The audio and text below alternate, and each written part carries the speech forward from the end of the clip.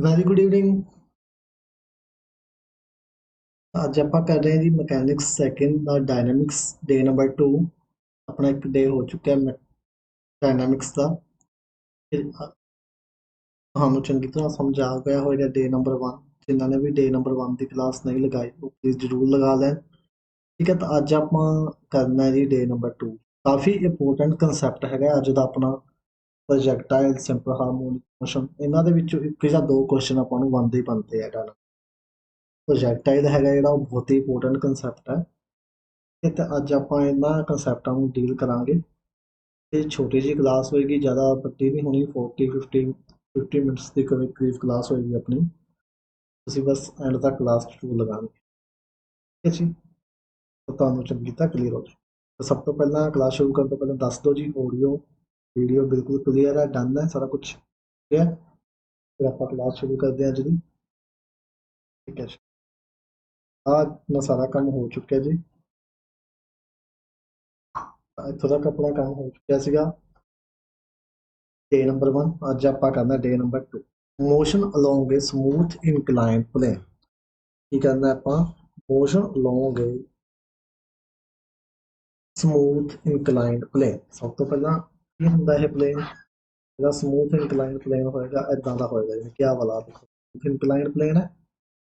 ਇਹਦਾ ਐਂਗਲ ਕੀ ਹੋਏਗਾ? ਇਹਨਾਂ ਦੇ ਵਿਚਕਾਰ ਅਲਫਾ ਹੋਏਗਾ। ਇਹਨੂੰ ਏ ਬੋਲ ਦੋ, ਇਸ ਪੁਆਇੰਟ ਨੂੰ। ਇਸ ਨੂੰ ਕੀ ਬੋਲਾਂਗੇ? ਮੰਨ ਲਓ ਇਸ ਇਨਕਲਾਈਨ ਪਲੇਨ ਉੱਪਰ ਕੋਈ ਬੋਡੀ ਪਈ ਹੈ ਆਪਣੀ। ਇਸ ਇਨਕਲਾਈਨ ਉੱਪਰ ਕੀ ਪਈ ਹੈ? ਬੋਡੀ ਪਈ ਹੈ। ਠੀਕ ਹੈ ਜੀ, ਤਾਂ ਬੋਡੀ ਹੈ ਜਿਹੜੀ, ਉਹਦਾ weight ਕਿੰਨਾ ਹੋਏਗਾ? ਬੋਡੀ ਦਾ weight ਹੋਏਗਾ mg। ਠੀਕ ਹੈ ਜੀ, ਮਾਸ ਇਨਟੂ ਗ੍ਰੈਵਿਟੀ। ਉਹ ਕੀ ਹੋਏਗਾ? ਦਾ weight ਹੋਏਗਾ। ਤਾਂ ਇਸ ਬੋਡੀ ਨੂੰ ਕੋਈ ਚੀਜ਼ ਅਪੋਜ਼ ਵੀ ਕਰੇਗੀ, ਮਤਲਬ ਰਿਐਕਸ਼ਨ ਵੀ ਹੋਏਗੀ। Every action is equal and opposite reaction. ਤਾਂ ਇਹ ਬੋਡੀ ਜਦੋਂ ਇਦਾਂ ਨੂੰ ਮੂਵ ਕਰ ਰਹੀ ਹੈ, ਸਲਾਈਡ ਕਰ ਰਹੀ ਹੈ, ਤਾਂ ਇਹਦੇ ਤੇ ਕੋਈ ਨਾ ਕੋਈ ਰਿਐਕਸ਼ਨ ਵੀ ਲੱਗੇਗਾ, ਹਨਾ? ਰਿਐਕਸ਼ਨ ਲੱਗੇਗਾ ਨਾ ਕੋਈ ਨਾ ਕੋਈ। ਤਾਂ ਉਹੀ ਰਿਐਕਸ਼ਨ ਆਪਾਂ ਫਾਈਂਡ ਕਰਨਾ। ਉਹ ਰਿਐਕਸ਼ਨ ਕੀ ਹੋਏਗਾ? ਰਿਐਕਸ਼ਨ ਉਹ ਰਿਐਕਸ਼ਨ ਆਪਣੇ ਕੋਲ ਹੋਏਗਾ simply R is equal to mg, ਯਾਨੀ ਕਿ weight mg cos alpha। ਜਿੰਨਾ ਐਂਗਲ, ਕਿਉਂਕਿ ਆਪਾਂ ਨੂੰ ਪਤਾ ਹੀ ਹੈ ਹੋਰੀਜ਼ੋਨਟਲ ਦੇ ਨਾਲ ਕੀ ਐਂਗਲ ਆਉਂਦਾ ਹੈ? cos alpha। ਠੀਕ ਹੈ, mg into cos alpha। ਇਹ ਆਪਣਾ ਰਿਐਕਸ਼ਨ ਹੋਏਗਾ। ਤੇ ਐਸਲੇਸ਼ਨ ਕਿੰਨੀ ਹੋਏਗੀ ਫਿਰ? ਮਤਲਬ ਇਹਦੀ ਐਸਲੇਸ਼ਨ ਕਿੰਨੀ ਹੋਏਗੀ ਬੋਡੀ ਦੀ? ਐਸਲੇਸ਼ਨ ਉਹ ਆਪਣੇ ਕੋਲ ਹੋਏਗੀ A equal to only G sin alpha। ਇਹ ਐਸਲੇਸ਼ਨ। ਇਹ ਦੋਨੋਂ ਗੱਲਾਂ ਆਪਾਂ ਧਿਆਨ ਰੱਖਿਆ। ਜ਼ਿਆਦਾ ਇੰਪੋਰਟੈਂਟ ਕੰਸੈਪਟ ਇਹ ਨਹੀਂ ਹੈਗਾ। ਇਹਦੇ ਬੇਸ ਤੇ ਆਪਾਂ ਨੂੰ ਕੁਐਸਚਨ ਬਹੁਤ ਘੱਟ ਪੁੱਛਿਆ ਜਾਂਦਾ, ਬਟ ਫਿਰ ਵੀ ਆਪਣੇ ਸਿਲੇਬਸ 'ਚ ਮੈਂਸ਼ਨ ਸੀਗਾ ਤਾਂ ਆਪਾਂ ਕਰਦੇ ਹਾਂ। ਰਿਐਕਸ਼ਨ ਕੀ ਹੋਏਗਾ? R is equal to mg cos alpha। Acceleration ਕੀ ਹੋਏਗਾ? G sin alpha। ਠੀਕ ਹੈ ਜੀ, ਦੋਨੋਂ ਗੱਲਾਂ ਕਲੀਅਰ, ਡਨ। ਮੂਵ ਕਰੀਏ ਅੱਗੇ। ਆਪਣੇ ਕੋਲ ਆਉਂਦਾ ਜੀ simple harmonic motion. Simple harmonic motion ਕੀ ਹੋਏਗਾ? ਦੇਖੋ ਇਹਦੇ ਵਿੱਚ ਆਪਣੇ ਕੋਲ ਡਾਇਗਰਾਮ ਦਿੱਤਾ ਹੋਇਆ ਹੈ। ਇੱਕ ਆਪਣੇ ਕੋਲ ਐਕਸਟ੍ਰੀਮ ਪੁਆਇੰਟ ਹੋਏਗਾ, ਇੱਧਰ ਵੀ ਐਕਸਟ੍ਰੀਮ ਪੁਆਇੰਟ ਹੋਏਗਾ A, ਔਰ ਇਹਨੂੰ A ਡੈਸ਼ ਬੋਲਤਾ।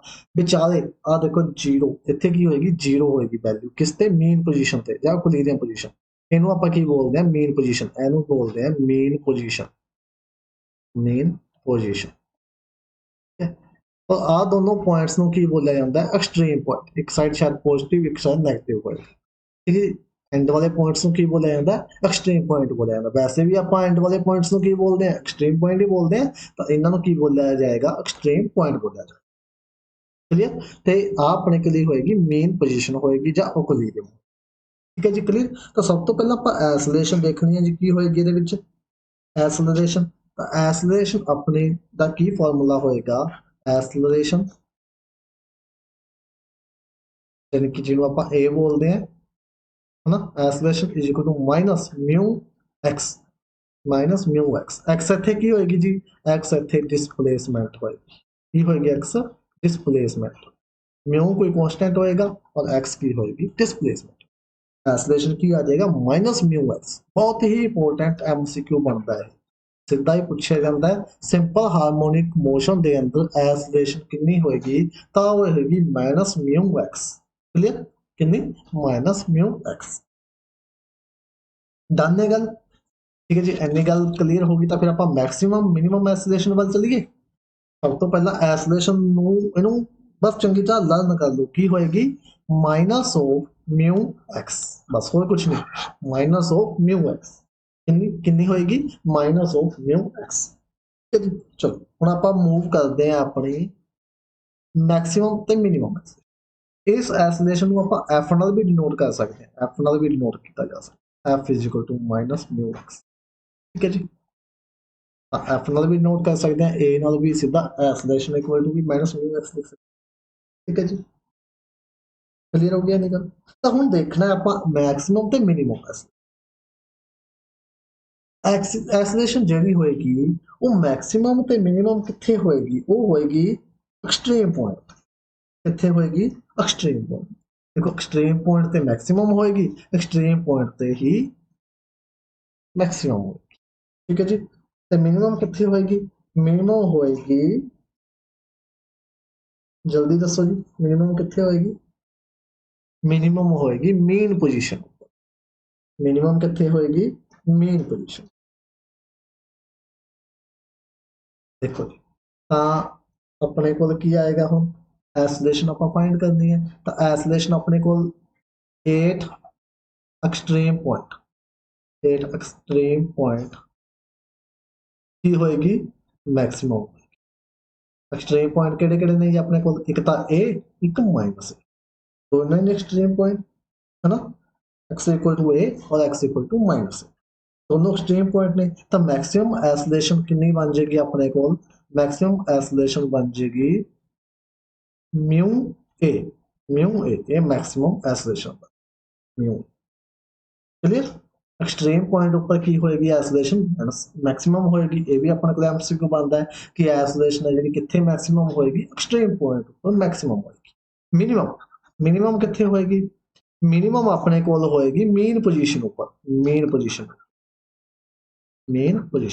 मेन पोजीशन ऊपर एक्स की वैल्यू कितनी मेन पोजीशन ऊपर एक्स की वैल्यू 0 ਇੱਥੇ x ਦੀ ਵੈਲਿਊ ਕਿੰਨੀ ਸੀ a और x इक्वल टू माइनस ठीक है जी ਇੱਥੇ x ਦੀ ਵੈਲਿਊ 0 ਤਾਂ ਐਸੋਲੇਸ਼ਨ ਵੀ ਕਿੰਨੀ ਹੋ ਜਾਏਗੀ ਫਿਰ 0 हो जाएगी मिनिमम ਐਸੋਲੇਸ਼ਨ 0 और मैक्सिमम ਐਸੋਲੇਸ਼ਨ म्यू होएगी कितने एक्सट्रीम पॉइंट पे मैक्सिमम और मेन पोजीशन पे मिनिमम एनी गल क्लियर जी डन अगर इतना क्लियर है तो दसो प्लीज हम सब दो अगर इन्नी गल क्लियर है तो एक्सट्रीम पॉइंट ऊपर जी ਐਸੋਲੇਸ਼ਨ है वो अपनी मैक्सिमम होएगी एक्सट्रीम पॉइंट केड़े केड़े ने ए माइनस ठीक है जी मेन पोजीशन ऊपर मिनिमम होएगी मेन पोजीशन अपनी की है 0 इन्नी गल क्लियर डन डन होगी जी इन्नी गल या कोई कन्फ्यूजन ठीक है जी मैग्नीट्यूड लेना जी आप इत्थे माइनस ए आप लवेंगे तो पॉजिटिव ही हो जाएगा इस गल में कन्फ्यूजन ना लियो कि अगर आप ए पुट करेंगे तो माइनस म्यू ए हो जाएगा आप इतने मैग्नीट्यूड लेना यानी कि पॉजिटिव ही हो जाएगा नैगेटिव नहीं ले सकते क्योंकि इतने की आ जाएगी ओनली दोनों केसों में म्यू ए आ जाएगी मैग्नीट्यूड लेना है आप इन मैग्नीट्यूड क्लियर जी निकल मैग्नीट्यूड ਦੇ ਵਿੱਚ ਐਕਸਲੇਸ਼ਨ ਕੀ ਹੋਏਗੀ ਮੈਕਸਿਮਮ ਹੋਏਗੀ ਕਿੱਥੇ ਐਕਸਟ੍ਰੀਮ ਪੁਆਇੰਟ ਉੱਪਰ ਕਿੰਨੀ ਹੋਏਗੀ म्यू ए मिनिमम ਕਿੱਥੇ ਹੋਏਗੀ ਮੇਨ ਪੋਜੀਸ਼ਨ ਉੱਪਰ ਕਿੰਨੀ ਹੋਏਗੀ 0 ਡਨ ਚਲੋ ਜੀ ਗੱਲ ਕਰਦੇ ਹਾਂ ਹੁਣ ਵੈਲੋਸਿਟੀ ਦੀ ਸਿੰਪਲ ਹਾਰਮੋਨਿਕ ਮੋਸ਼ਨ ਦੇ ਵਿੱਚ ਵੈਲੋਸਿਟੀ ਕਿੰਨੀ ਹੋਏਗੀ ਕੀ ਫਾਰਮੂਲਾ ਹੈ ਵੈਲੋਸਿਟੀ ਦਾ ਕਿੰਨੀ ਵੈਲੋਸਿਟੀ ਹੋਏਗੀ ਤਾਂ ਆਪਣੇ ਕੋਲ ਸਿੰਪਲ ਹਾਰਮੋਨਿਕ ਮੋਸ਼ਨ ਦੇ ਵਿੱਚ ਵੈਲੋਸਿਟੀ ਦਾ ਜਿਹੜਾ ਫਾਰਮੂਲਾ ਹੁੰਦਾ ਉਹ ਹੁੰਦਾ v² is equal to mu a square minus of x square ਜਾਂ ਇਹ ਤਾਂ velocity ਦਾ ਸਕੁਅਰ ਹੋ ਗਿਆ ਅਗਰ ਸਿੰਪਲ ਆਪਾਂ velocity ਲਿਖੀਏ ਤਾਂ ਉਹ ਹੋਏਗੀ root of mu a square minus x ਆ ਹੁੰਦੀ ਜੀ ਆਪਣੇ ਕੋਲ velocity simple harmonic motion b square is equal to mu a square minus x square भी लिख सकते हैं ਜਾਂ only b equal to root of mu a square minus x square लिख सकते हैं क्लियर होगी गल velocity ਦੀ वेलोसिटी का फॉर्मूला क्लियर फिर आप गल करा मैक्सिमम तो मिनिमम वेलोसिटी अगर यदा फॉर्मूला क्लियर है तो दस दो जी फिर आप जी गल है करनी है कि मैक्सिमम तो मिनिमम वेलोसिटी क्लियर तो जी वेलोसिटी होएगी अपने को वेलोसिटी वेलोसिटी ये मैक्सिमम कितने होएगी, ये एक्सेलरेशन का बिल्कुल उल्टा होएगी। ये मैक्सिमम तो होएगी मीन पोजीशन ऊपर, मीन पोजीशन ऊपर। एक्सेलरेशन मीन पोजीशन ऊपर मिनिमम होती है, बट वेलोसिटी मीन पोजीशन ऊपर की होएगी, मैक्सिमम होएगी। मीन पोजीशन ऊपर एक्स की वैल्यू कितनी, 0। तो पुट कर देंगे, तो बी की आ जाएगा, बी आ जाएगा रूट म्यू और ए square only A, root mu a, ये आ जाएगा। मैक्सिमम वेलोसिटी कितनी आ गई, रूट म्यू ए। ठीक है जी, ये आ जाएगी रूट म्यू ए। क्लियर होगी गल। मैक्सिमम कितने होएगी, मेन पोजीशन ऊपर। फिर मिनिमम, मिनिमम ऑटोमैटिक हैगी है जी कितने, एक्सट्रीम ऊपर। Minimum at extreme point, extreme point ਕਿਹੜੇ ਕਿਹੜੇ ਸੀ extreme point, x equal to a और माइनस ए। ਹੁਣ ਆਪਾਂ a ਪੁੱਟ ਕਰਾਂਗੇ, ਦੇਖੋ ਇੱਥੇ a ਪੁੱਟ ਕਰਾਂਗੇ, a ਮਾਈਨਸ a 0 ਤਾਂ ਵੈਲੋਸਿਟੀ 0। अगर आप माइनस ए पुट करांगे तो भी माइनस ए का स्केयर तो प्लस ए स्केयर माइनस ए स्केयर 0, तो वेलोसिटी कितनी आएगी 0 कितने, एक्सट्रीम। हाँ क्लियर जी। मैक्सिमम वेलोसिटी कितनी, रूट म्यू ए कितने, मेन पोजीशन ऊपर। मिनिमम वेलोसिटी 0 कितने, एक्सट्रीम पॉइंट पर। बिल्कुल उल्टा है जी एक्सेलरेशन। दोनों गल्लां क्लियर, डन हो गया जी। अभी डन, इन्ना डन है तो दस दो please. Maximum acceleration, maximum minimum acceleration वो भी क्लीयर हो गया सी अपना। वेलोसिटी और मैक्सिमम मिनिमम वेलोसिटी, ये इंपोर्टेंट कंसैप्ट है जी। इन्हां दे विच एक क्वेश्चन आपां नूं पुछया ही जांदा हर बार। इन्नी गल क्लीयर हो गई जी सब नूं। ठीक है जी, मूव करिए।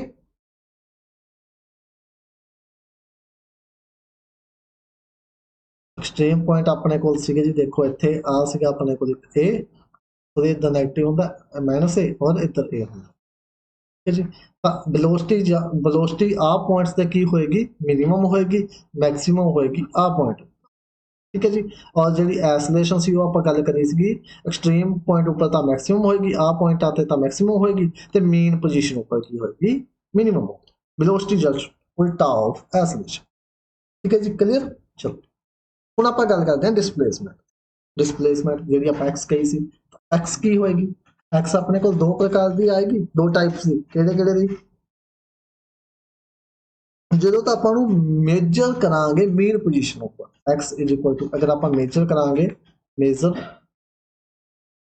ਫਰੋਮ ਮੇਨ ਪੋਜੀਸ਼ਨ, ਇਹ ਤਾਂ ਮੇਨ ਪੋਜੀਸ਼ਨ ਤੋਂ ਆਪਾਂ ਅਗਰ ਮੇਜਰ ਕਰਾਂਗੇ,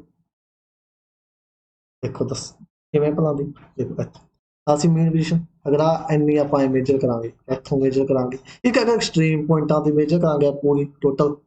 ठीक है जी, तो दो प्रकार की अपने को आएगी डिस्प्लेसमेंट।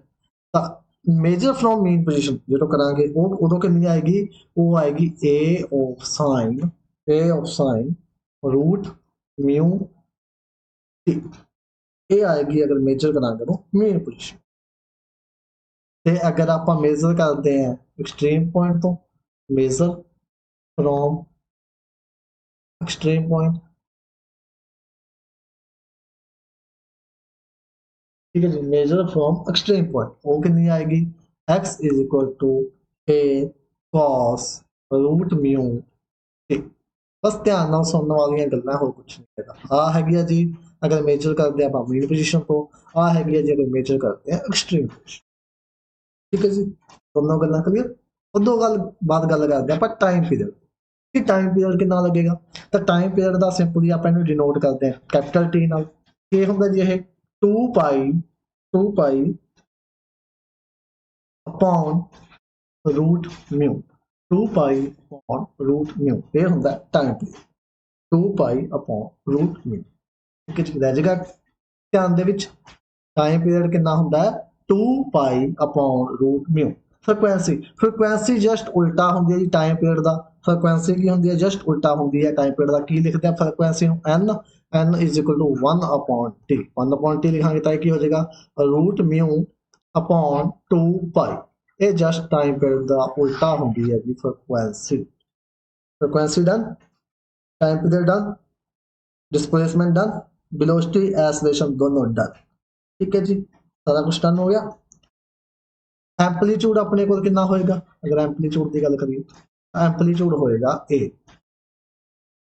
एक्सट्रीम पॉइंट ते जिहड़ी भी वैल्यू होएगी ए दी वो होएगा एम्पलीट्यूड सिंपली एम्पलीट्यूड में नोट करांगे ए दा ये सी अपने को सारा लेखा जोखा कीता simple harmonic motion acceleration maximum and minimum acceleration, velocity, maximum and minimum velocity, displacement, time period, frequency and amplitude. All done?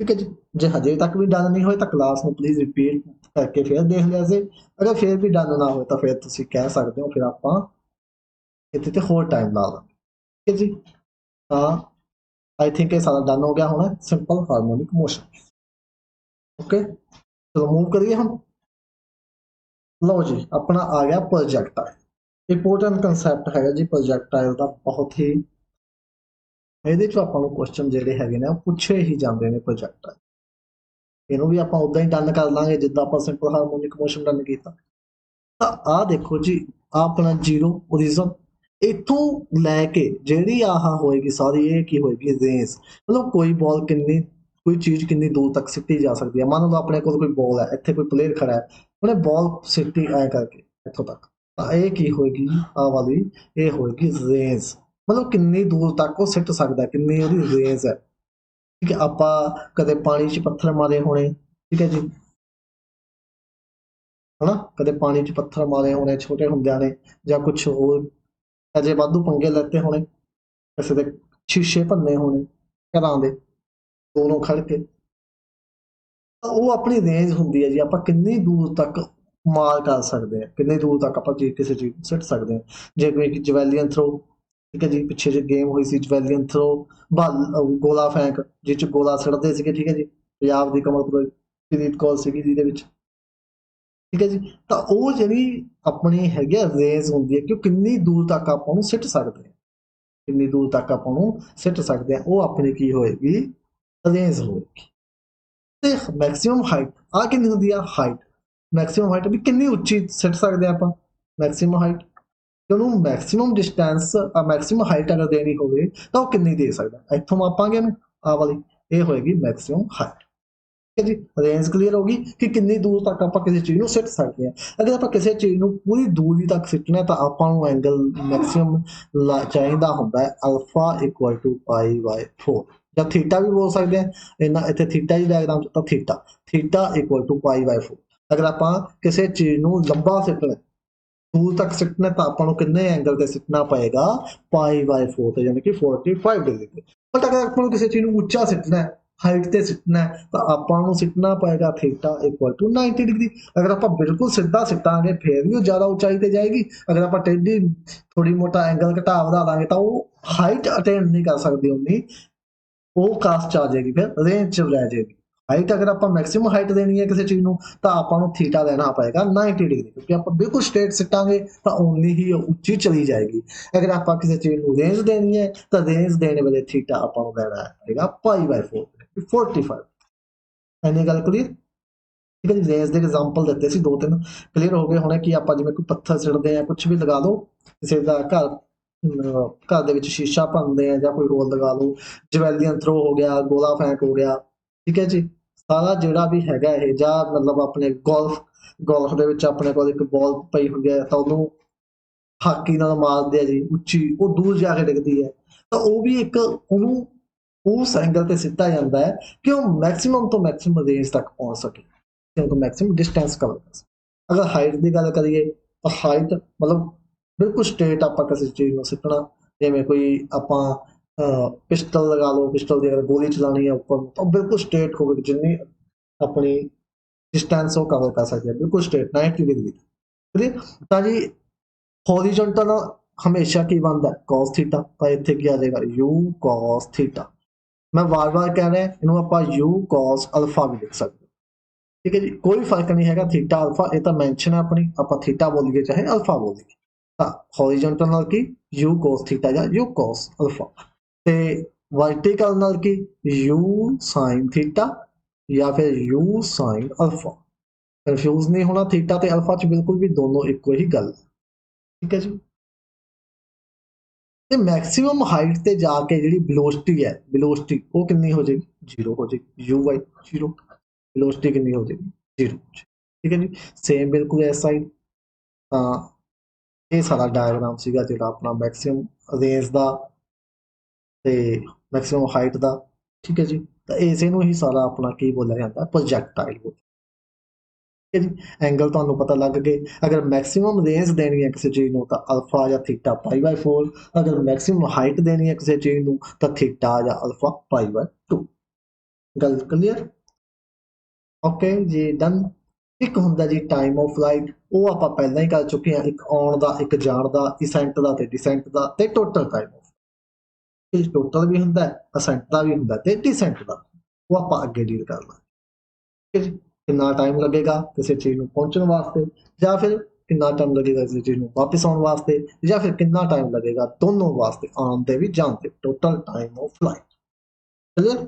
ਇੰਨੀਆਂ ਗੱਲਾਂ ਸਾਰੀਆਂ, ਰੇਂਜ, ਮੈਕਸਿਮਮ ਹਾਈਟ ਜੀ, ਟਾਈਮ ਆਫ ਫਲਾਈਟ, ਬਸ 3-4 ਗੱਲਾਂ ਨੇ, ਉਹਨਾਂ ਦੇ ਹੁਣ ਆਪਾਂ ਫਾਰਮੂਲੇ ਡਿਸਕਸ ਕਰ ਲੈਣੇ ਨੇ, ਫਿਰ ਆਪਣਾ ਜਿਹੜਾ ਪ੍ਰੋਜੈਕਟ ਹੈ ਲੈਵਲ ਖਤਮ ਹੋ ਜਾਏਗਾ। ਠੀਕ ਹੈ ਜੀ, ਤਾਂ ਕੋਈ ਖਾਸ ਵੱਡੀ ਗੱਲ ਨਹੀਂ ਹੈਗੀ। ਅਗਰ ਆਪਾਂ ਇੱਕ ਵਾਰ ਇਹਨਾਂ ਨੂੰ ਮਨ ਚ ਬਿਠਾ ਲਿਆ ਤਾਂ ਬਿਲਕੁਲ ਇਸ ਚੀਜ਼ ਕੰਸੈਪਟ ਹੈ। ਚਲੋ ਜੀ, ਤਾਂ time of flight. Time of flight ਆਪਾਂ ਦੇਖਿਆ ਸੀ, ਉਹਦੇ ਵਿੱਚ ਵੀ ਕੀਤਾ ਸੀਗਾ, ਕਿਸ ਚ ਕੀਤਾ ਸੀ ਆਪਾਂ ਸ਼ੁਰੂ ਚ? ਟਾਈਮ ਆਫ ਫਲਾਈਟ ਆਪਾਂ ਕੀਤਾ ਸੀਗਾ ਵਰਟੀਕਲ ਮੋਸ਼ਨ ਦੇ ਵਿੱਚ, ਹਨਾ।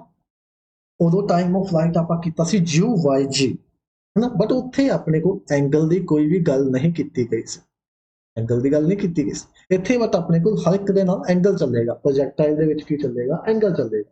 ਹੁਣ ਦੇਖੋ ਟਾਈਮ ਆਫ ਫਲਾਈਟ, ਤਾਂ ਫਲਾਈਟ ਜਿਹੜੀ ਹੋਏਗੀ, ਟਾਈਮ ਆਫ ਫਲਾਈਟ ਆਪਾਂ ਟਾਈਮ ਕਦੋਂ ਕੱਢਾਂਗੇ, ਜਦੋਂ ਬੋਡੀ ਜਾਂ ਤਾਂ ਵਰਟੀਕਲ ਅਪਵਰਡ ਜਾਏਗੀ ਜਾਂ ਡਾਊਨਵਰਡ ਆਏਗੀ, ਜਾਂ ਤਾਂ ਅਪਵਰਡ ਜਾਏਗੀ ਜਾਂ ਡਾਊਨਵਰਡ ਆਏਗੀ। ਜਾਣੀ ਕਿ ਆ ਹੋ ਗਿਆ ਅਸੈਂਟ, ਡਿਸੈਂਟ ਦਾ ਜਾਣ ਦਾ, ਡਿਸੈਂਟ, ਔਰ ਆ ਹੋ ਗਿਆ ਅਸੈਂਟ ਦਾ ਆਉਣ ਦਾ। ਠੀਕ ਹੈ ਜੀ, ਤਾਂ ਟਾਈਮ ਆਫ ਫਲਾਈਟ ਆ ਡਿਸੈਂਟ ਦਾ, ਆ ਅਸੈਂਟ ਦਾ। ਠੀਕ ਹੈ ਜੀ, ਹੁਣ ਦੇਖੋ ਇਹ ਵਰਟੀਕਲ ਹੈ, ਵਰਟੀਕਲ ਦੇ ਵਿੱਚ ਐਂਗਲ ਆਪਣਾ ਕਿੰਨਾ ਹੁੰਦਾ, ਸਾਈਨ ਅਲਫਾ। ਵਰਟੀਕਲ ਤੇ ਤਾਂ ਆਪਾਂ ਐਂਗਲ ਸਾਈਨ ਅਲਫਾ ਹੀ ਲੈਂਦੇ ਆ ਨਾ, ਵਾਈ ਐਕਸਿਸ ਵਾਲੀ ਸਾਈਡ। ਤਾਂ ਬਿਲਕੁਲ ਈਜ਼ੀ, ਆਪਾਂ ਉੱਥੇ ਕੀਤਾ ਸੀ ਟਾਈਮ ਆਫ ਅਸੈਂਟ, ਟਾਈਮ ਆਫ ਅਸੈਂਟ ਕੀਤਾ ਸੀ ਆਪਾਂ, ਜਾਂ ਡਿਸੈਂਟ ਲਿਖ ਲਓ ਪਹਿਲਾਂ। ਟਾਈਮ ਆਫ ਡਿਸੈਂਟ ਕਿੰਨਾ ਕੀਤਾ ਸੀ, u/g, ਸਿੰਪਲੀ ਇਹਨੇ ਕੀਤਾ ਸੀ, ਹਨਾ। ਇੰਨਾ ਹੀ ਆਏਗਾ। ਬਟ ਇੱਥੇ ਆਪਣੇ ਕੋਲ ਕੀ ਨਾਲ ਜੁੜ ਜਾਏਗਾ, ਐਂਗਲ ਕਿੰਨਾ, ਸਾਈਨ ਅਲਫਾ। ਠੀਕ ਹੈ ਜੀ, ਕਲੀਅਰ? ਉਵੇਂ ਸੇਮ ਅਸੈਂਟ ਦਾ, ਸੇਮ ਕਾਦਾ, ਅਸੈਂਟ ਦਾ, ਅਸੈਂਟ ਦਾ ਵੀ u/g sign alpha.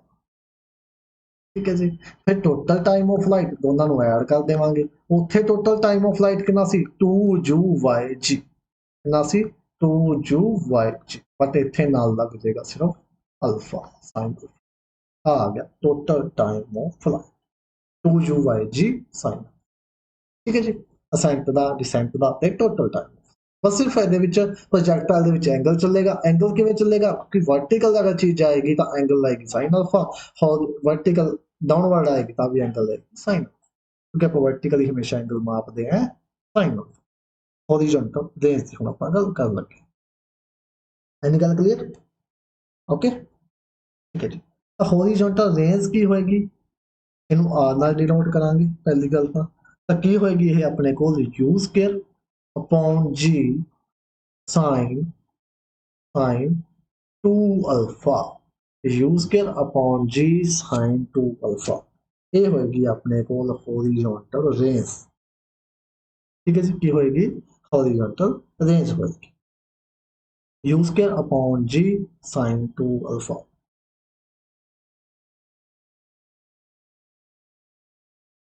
Clear, u square upon g ਸਾइन 2। ਤਾਂ ਹੁਣ ਦੇਖੋ, ਅਗਰ हॉरिजॉन्टल रेंज आप मैक्सिमम करनी है तो आप पहला वैसे ही आप अगर याद किया है कि अल्फा पाई बाय होना जरूरी है ना, बट आप ड्राइव भी कर सकते हैं।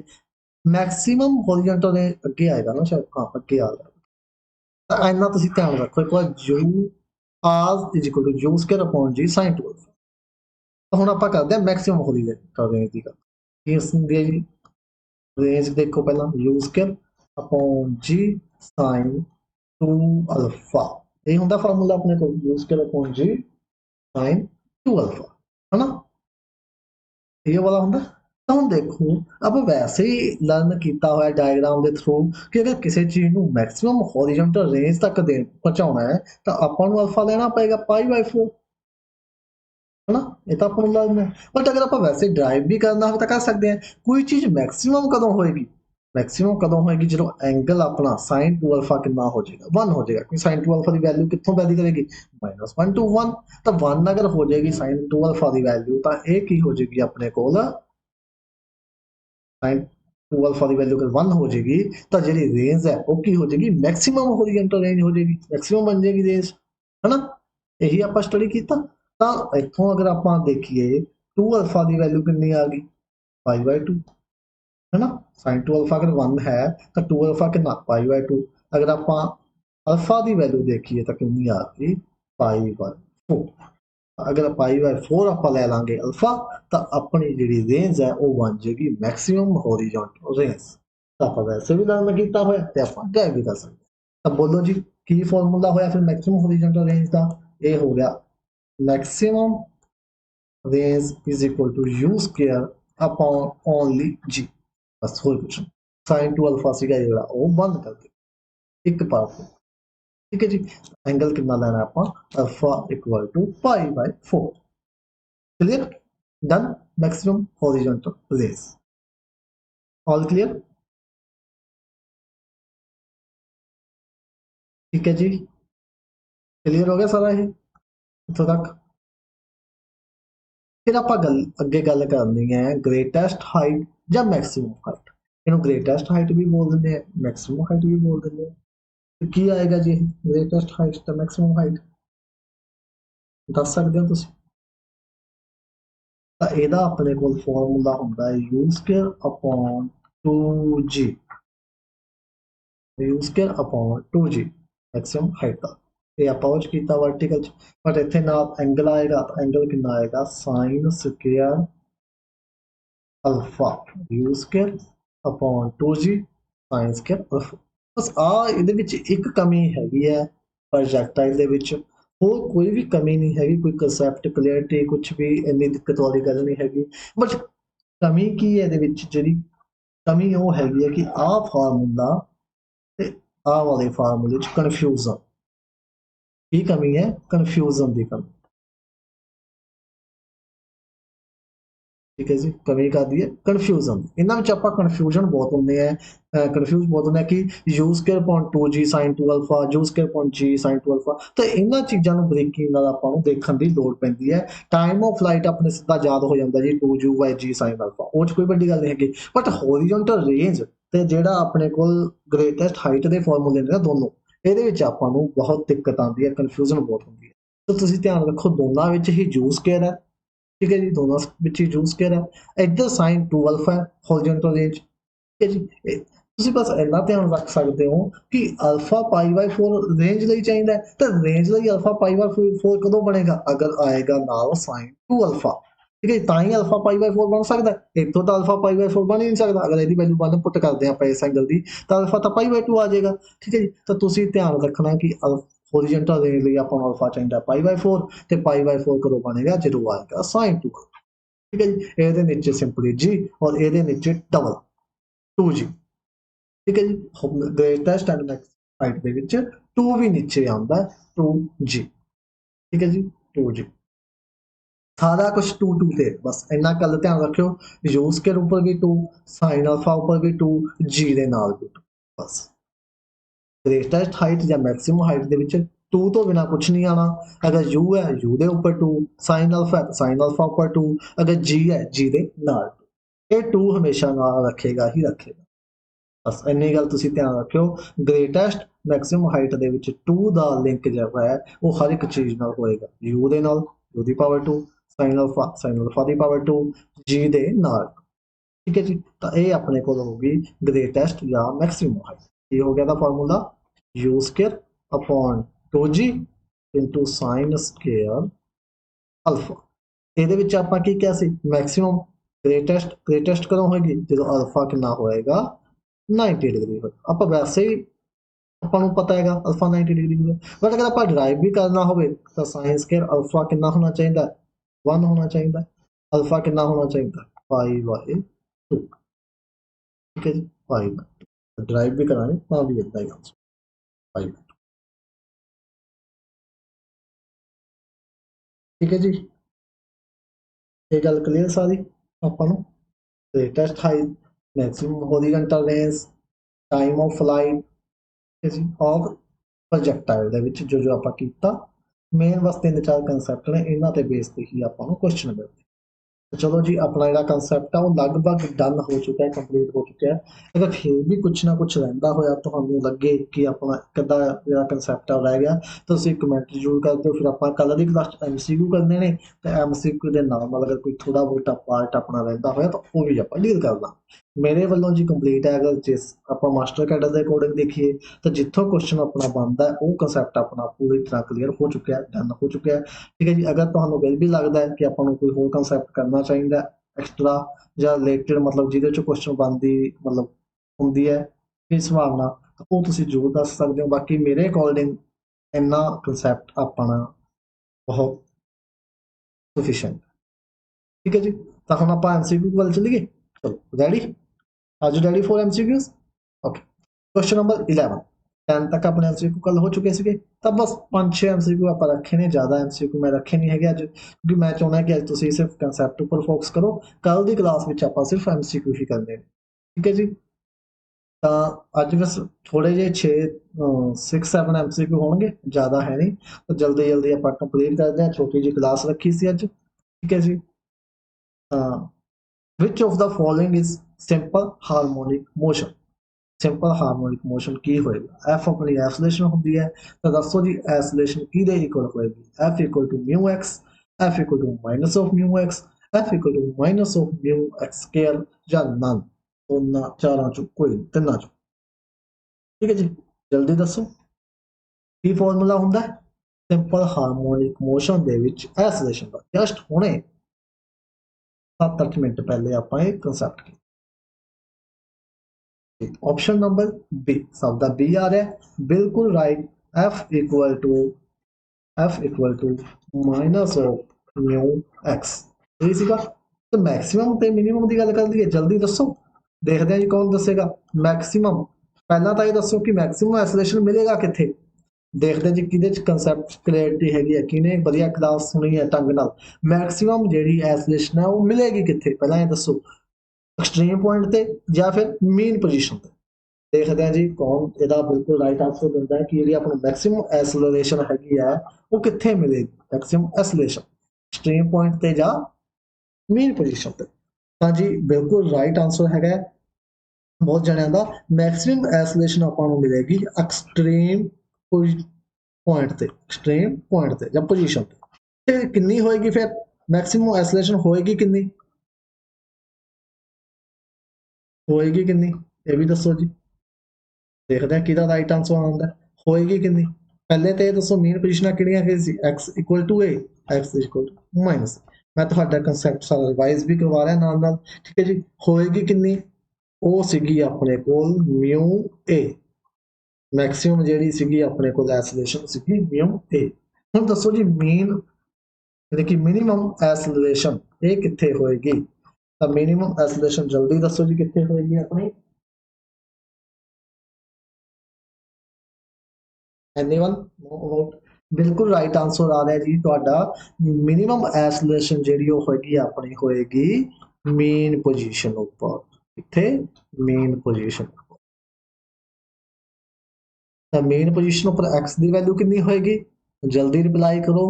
x ਦੀ ਵੈਲਿਊ ਕਿੰਨੀ ਹੋਏਗੀ ਮੇਨ ਪੋਜੀਸ਼ਨ ਉੱਪਰ 0 a माइनस a ਜਾਂ ਨਾ।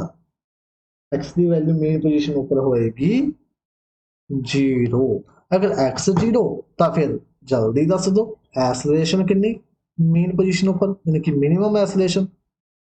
जल्दी दस दो जी फिर मिनिमम एसोलेशन कितनी होएगी।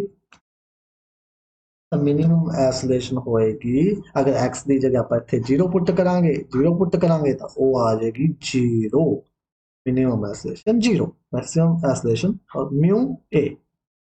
क्लियर जी कंसेप्ट है सारा। कोई भी मैंने लगता दिक्कत नहीं आनी चाहिए, बिल्कुल परफेक्ट आप कंबीनेशन बनाया परफेक्ट कंसैप्ट आप तैयार किया इसका, ਤੁਹਾਨੂੰ कोई भी कमी नहीं आनी चाहिए ਇਹਨੂੰ ਲਰਨ ਕਰਨ 'ਚ। बिल्कुल ਵਧੀਆ क्लास लग रही होनी है ਤੁਹਾਨੂੰ, अमेजिंग। ठीक है जी, एक बार अगर अमेजिंग लग रही है क्लास, ਵਧੀਆ समझ आ रहा है तो प्लीज़ दस दो जी अमेजिंग। ठीक है जी, कुछ आपके फीडबैक जरूर साझा करा करो, जरूर फीडबैक दिओ। ਜਿਹਦਾ ਸਭ ਤੋਂ ਵਧੀਆ ਫੀਡਬੈਕ ਹੋਇਆ ਉਹਨੂੰ ਆਪਾਂ ਪਿੰਨ ਕਰਾਂਗੇ। ठीक है जी, ਜਿਹਦਾ ਵੀ ਸਭ ਤੋਂ बढ़िया फीडबैक होया ਉਹਦਾ ਆਪਾਂ ਮੈਸੇਜ ਪਿੰਨ ਕਰਾਂਗੇ ਆਪਣੀ ਕਲਾਸ ਦੇ ਵਿੱਚ। ठीक है जी, देखते हैं सब तो बढ़िया फीडबैक अज की क्लास वाले कौन दे सकता है। क्लास ਤੁਹਾਨੂੰ ਕਿੱਦਾਂ ਦੀ ਲੱਗੀ, ਕੀ ਕਹਿਣਾ ਚਾਹੋਗੇ ਤੁਸੀਂ ਅੱਜ ਦੀ क्लास ਬਾਰੇ। ठीक है जी, चलो ਆਪਾਂ ਇਹਨੇ क्वेश्चन 12 ਵੱਲ मूव करते हैं, ਤੁਸੀਂ ਆਪਣਾ फीडबैक जारी रखो। What is the frequency of simple harmonic motion? frequency frequency ਦੱਸਣੀ ਹੈ ਜੀ, not a time period। frequency देखो रूट पाई, मैं दो ऑप्शन ਤੁਹਾਨੂੰ करवा ਦਿੰਦਾ। रूट पाई ਆਪਾਂ पढ़िया ही नहीं हैगा।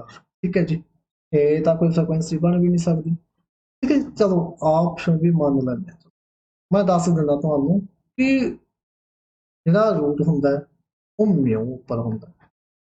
ऑप्शन भी कैंसिल, क्योंकि 2 पाई रूट नहीं ਹੁੰਦਾ। ठीक है जी, तो हम ਤੁਸੀਂ डिसाइड करना कि ऑप्शन नंबर ਕਿਹੜੀ आएगी।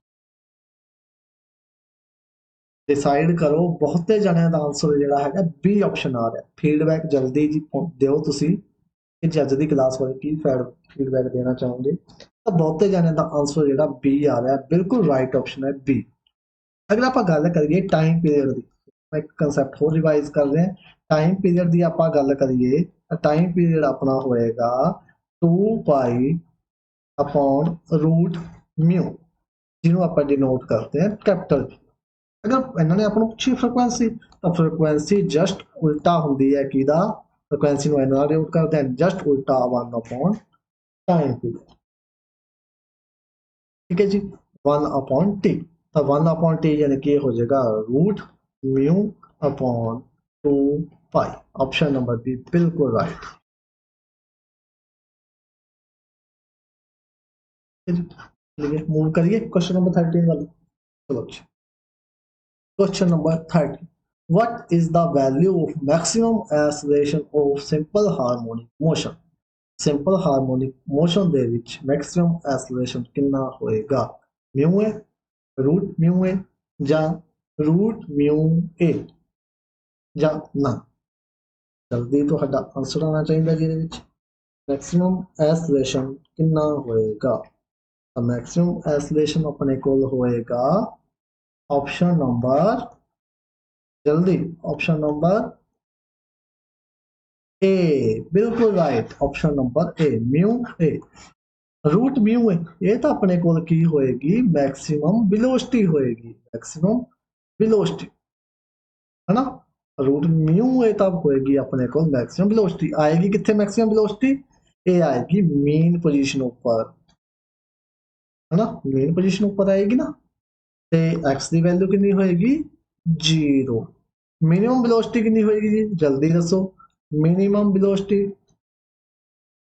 मिनिमम वेलोसिटी तो साडा कहना है जी होएगी 0, बिल्कुल 0।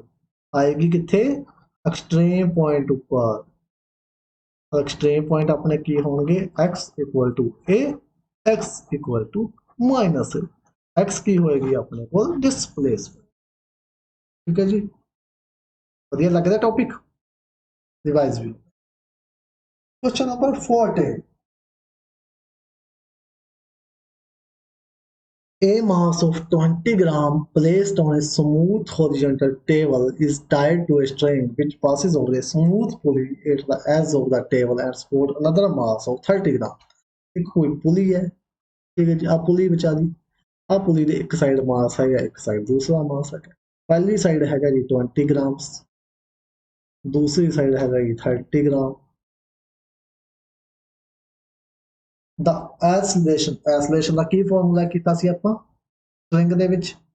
ਐਸਲੇਸ਼ਨ ਆਪਾਂ ਕੀਤਾ ਸੀ ਸਟ੍ਰਿੰਗ ਦੇ ਵਿੱਚ m1 minus m2 divide by m1 plus m2 into g।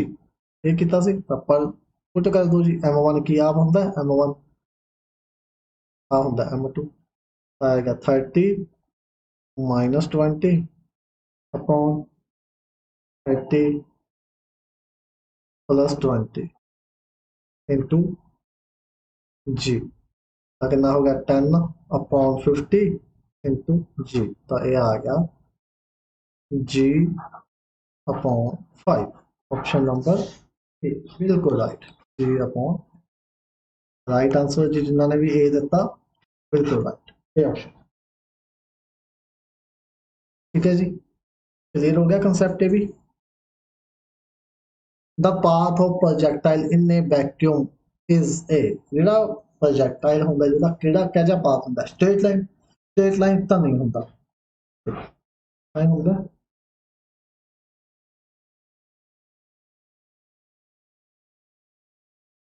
तो ਕਿਹੜਾ ਪਾਥ ਹੁੰਦਾ ਸਟ੍ਰੇਟ ਲਾਈਨ ਸਰਕਲ ਐਲਿਪਸ ਪਹਿਲਾ ਬੋਲਣਾ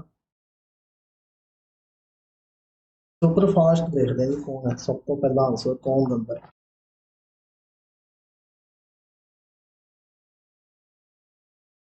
ਐਲਿਪਸ ਹੋਏਗਾ स्ट्रेट लाइन काटती लिफ्ट भी काट दो चलो सर्कल सर्कल का गोल ਹੁੰਦਾ ਵਿਚਾਰਾ ਹਨਾ ਐ ਗੋਲੂ ਜਾ ਹੁੰਦਾ ਸਰਕਲ ਦਾ ਗੋਲੂ ਜਾ ਗੋਲ ਗੋਲ ਘੁਮਾਈ ਚੱਲੋ ਗੋਲੂ ਹੁੰਦਾ ਸਰਕਲ ਸਰਕਲ ਵੀ ਨਹੀਂ ਹੈਗਾ ਕੀ ਹੁੰਦਾ ਹੈ ਇਸ ਸ਼ੇਪ ਦਾ ਹੁੰਦਾ ਪੈਰਾਬੋਲਾ ਆਪਸ਼ਨ ਨੰਬਰ ਡੀ ਬਿਲਕੁਲ ਰਾਈਟ ਜੀ ਜਿਨ੍ਹਾਂ ਨੇ ਵੀ ਡੀ ਦਿੱਤਾ ਪੈਰਾਬੋਲਾ ਦਿੱਤਾ right option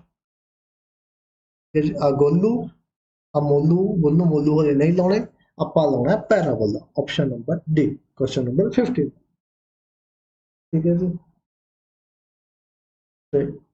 question number 16 the maximum range of projectile is possible only when angle of projectile is 0 degree 0 degree angle रख देंगे तो बेचारी उत्थे रह जानी है ना की होंगे देखो range u square upon g sin 2 alpha अगर 0 एंगल रख देंगे तो sin 0 0 तो 0 ही होगी मैक्सिमम रेंज कितों बननी है तो कल्ली रेंज भी नहीं बनी ये तो 0 ही रहेगी 0 तो भाई कैंसल 30 डिग्री 30 डिग्री तो भी कुछ नहीं कह सकती 90 डिग्री 90 डिग्री भी कितनी होगी sin 180 180 sin 180 0 90 डिग्री 90 डिग्री तो एक चीज होंगी है ग्रेटेस्ट हाइट हाइट ਆਪਾਂ ਨੂੰ ਮਿਲ ਸਕਦੀ ਹੈ 90 डिग्री ਤੇ ਬਟ ਆਪਾਂ ਨੂੰ ਕੀ ਨਹੀਂ ਮਿਲ ਸਕਦੀ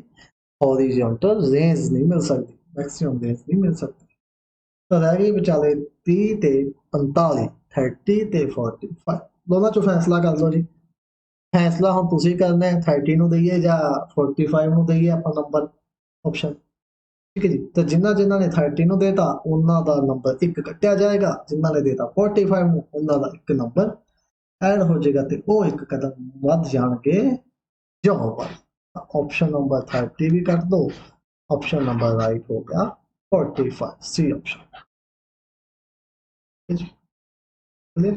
मेरे ख्याल ਦੇ ਵਿੱਚ ਕਲਾਸ ਜਿਹੜੀ ਹੈਗੀ ਆਪਣੀ ਫਿਨਿਸ਼ ਹੋ ਚੁੱਕੀ ਹੈ ਬਿਲਕੁਲ ਮੈਂ ਤੁਹਾਨੂੰ ਕਿਹਾ ਸੀ 6-7 ਸਿੰਪਲ ਜੀ ਐਮਸੀਕਿਊ ਰੱਖੇ ਨੇ ਜ਼ਿਆਦਾ ਆਪਾਂ ਟਫ ਨਹੀਂ ਰੱਖੇ ਠੀਕ ਹੈ ਜੀ ਕਲਾਸ ਛੋਟੀ ਇਸ ਕਰਕੇ ਰੱਖੀ ਗਈ ਹੈ ਜੀ ਪਿਛਲੇ ਇੱਕ ਦੋ ਦਿਨਾਂ ਚੋਂ ਕਿਉਂਕਿ ਸੈਕਿੰਡ ਡੋਜ਼ ਵੈਕਸੀਨ ਦੀ ਜਿਹੜੀ ਹੈਗੀ ਆ ਉਹ ਡਨ ਹੋ ਚੁੱਕੀ ਹੈ ਕੱਲ अब वैक्सीन की डोज कारण थोड़ा जहा टाइम घट मिल रहा है जी सेहत का भी ध्यान रखना पैंदा है जी सेहत पहला जरूरी है सब तो करके जी थोड़ा जहा आप टाइम है जो घट कर दिता क्लास का एक दो दिन तक फिर आप शेड्यूल अपना जोड़ा है थोड़ी जी कंप्लीट 1 आवर की क्लास शुरू कर देंगे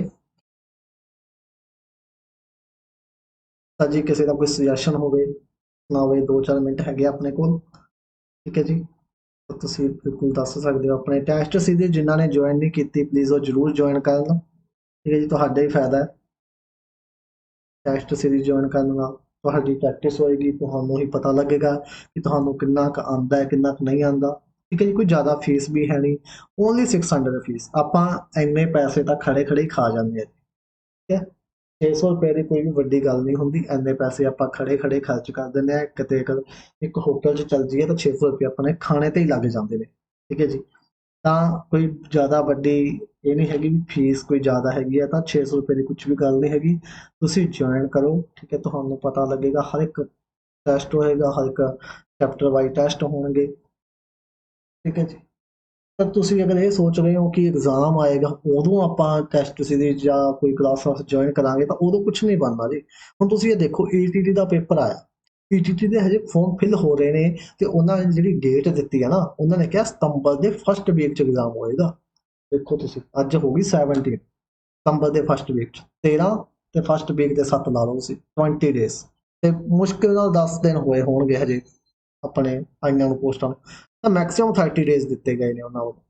ਤੇ ਅਗਰ ਮਾਸਟਰ ਕੈਡਰ ਦਾ ਵੀ ਆਪਣਾ ਐਗਜ਼ਾਮ ਆਉਂਦਾ ਹੈ, ਤਾਂ ਉਦੋਂ ਤਾਂ ਆਪਾਂ ਨੂੰ 30 ਡੇਜ਼ ਵੀ ਨਹੀਂ ਮਿਲਦੇ। ਮੈਂ ਤੁਹਾਨੂੰ ਬਾਰ-ਬਾਰ ਕਹਿ ਰਿਹਾ, ਆਪਾਂ ਨੂੰ ਮਿਲਣਗੇ ਡੇਜ਼ 20 ਤੋਂ 25 ਡੇਜ਼, ਕਿਉਂਕਿ ਜਿਹੜਾ ਏਟੀਟੀ ਹੈ ਉਹਦੇ ਵਿੱਚ ਐਗਜ਼ਾਮ ਵਾਲੇ ਸਟੂਡੈਂਟ ਨੇ, ਕੈਂਡੀਡੇਟ ਨੇ, ਉਹ ਬਹੁਤ ਜ਼ਿਆਦਾ ਨੇ, ਠੀਕ ਹੈ ਜੀ। ਤਾਂ ਕਰਕੇ ਉਹਨਾਂ ਨੂੰ ਫਾਰਮ ਫਿਲਿੰਗ ਦੇ ਵਿੱਚ ਟਾਈਮ ਜ਼ਿਆਦਾ ਦਿੱਤਾ ਗਿਆ, ਠੀਕ ਹੈ ਜੀ, ਤਾਂ ਕਰਕੇ ਥੋੜ੍ਹਾ ਜਿਹਾ ਉਹਨਾਂ ਨੂੰ ਟਾਈਮ ਜ਼ਿਆਦਾ ਦਿੱਤਾ ਗਿਆ।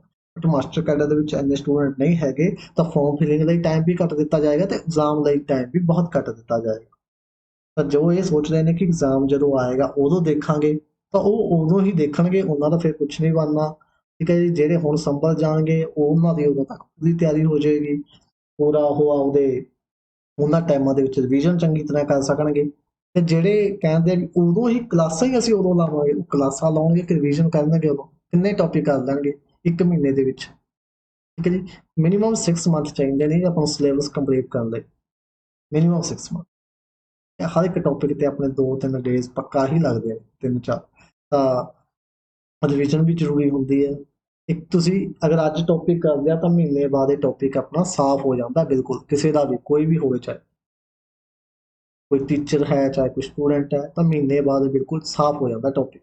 ਤਾਂ ਇਸ ਲਈ ਰਿਵੀਜ਼ਨ ਵੀ ਜ਼ਰੂਰੀ ਹੁੰਦੀ ਹੈ ਹਰ ਵਾਰ ਟੌਪਿਕ, ਤਾਂ ਹੀ ਇਸ ਲਈ ਆਪਾਂ ਸੰਡੇ ਦੀ ਹੋਲੀਡੇ ਰੱਖਦੇ ਹਾਂ, ਛੁੱਟੀ ਰੱਖਦੇ ਹਾਂ, ਕਿ ਸੰਡੇ ਨੂੰ ਤੁਸੀਂ ਸਾਰਾ ਰਿਵਾਈਜ਼ ਕਰੋ ਕਨਸੈਪਟ ਆਪਣਾ ਜਿੰਨਾ ਵੀ ਹੈਗਾ ਪ੍ਰੀਵੀਅਸ, ਜਿੰਨਾ ਵੀ ਆਪਾਂ ਇੱਕ ਵੀਕ ਦੇ ਵਿੱਚ ਕੰਮ ਕੀਤਾ, ਤੁਸੀਂ ਉਹ ਸਾਰਾ ਰਿਵਾਈਜ਼ ਕਰੋ, ਠੀਕ ਹੈ ਜੀ।